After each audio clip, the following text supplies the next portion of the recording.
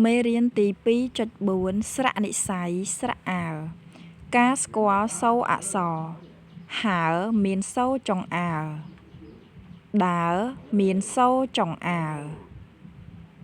ការស្គាល់តួអក្សរដើរមានសូរចុងអាល1 2 3 4 5 6ស្រៈអាលសូមកូនៗយកក្តារឈ្នួនមកសរសេរ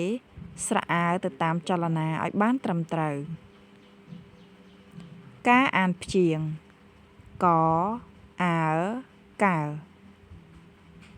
ខអាលខាលចអាលចាល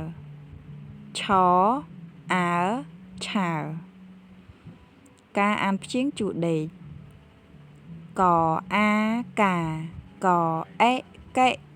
កអីកៃកអឺកកអឺកើកអូកោកអូកោកអ៊ូគួក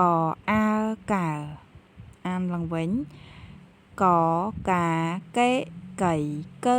កើកោកោគួកាលការភ្ជាប់ពាក្យនិងរូបភាពស្រៈអីស្រៈអាលស្រៈអាសូមកូនៗដាក់ដៃទៅលើស្រៈនីមួយៗរួចភ្ជាប់ជាមួយនឹងរូបភាពស្រៈអីស្រៈអាលស្រៈអាការអានអត្ថបទខ្លីកើសរសេរស្រៈអាល